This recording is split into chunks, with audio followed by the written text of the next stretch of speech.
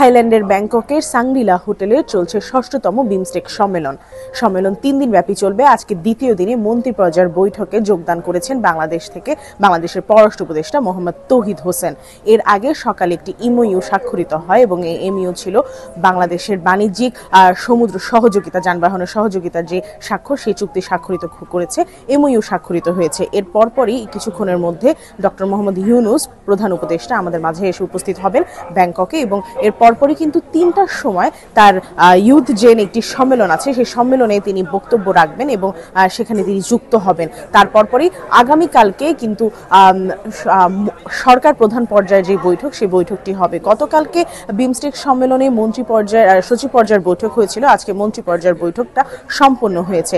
এরই মাঝে আমরা জানতে পেরেছি যে মোহাম্মদ তৌহিদ হোসেনের সাথে ডক্টর এস জয়শঙ্করের যে বৈঠক সেটি হতে পারে, তবে এই বিষয়ে এখনো কোনো কিছু নিশ্চিত করা হয়নি সাংবাদিকদের, এই বিষয়ে এখনো কিছু জানানো হয়নি। তবে আগামীকালকে নরেন্দ্র মোদীর সাথে বাংলাদেশ সরকার প্রধান, বাংলাদেশ উপদেষ্টা, প্রধান উপদেষ্টা, তার বৈঠকটির বিষয়ে কিন্তু নিশ্চিত করা হয়েছে এবং সেই বৈঠকটি হচ্ছে আমরা জানতে পেরেছি। সেই বৈঠকটি কালকে ব্যাংকক সময় 4:30টার সময় হবে, 3:45-এ ব্যাংকক সময়ে সেই বৈঠকটি সম্পন্ন হবে। বৈঠকে আসলে বাংলাদেশের সাথে ভারতের যে সম্পর্ক, সেই সম্পর্ক নিয়ে আলাপ আলোচনা হবে কিনা সেই বিষয়ে এখনো প্রশ্ন আছে। তবে এটি সৌজন্য সাক্ষাৎও হতে পারে বলে অনেকে জানাচ্ছেন এখানকার কূটনৈতিক বিশ্লেষকরা।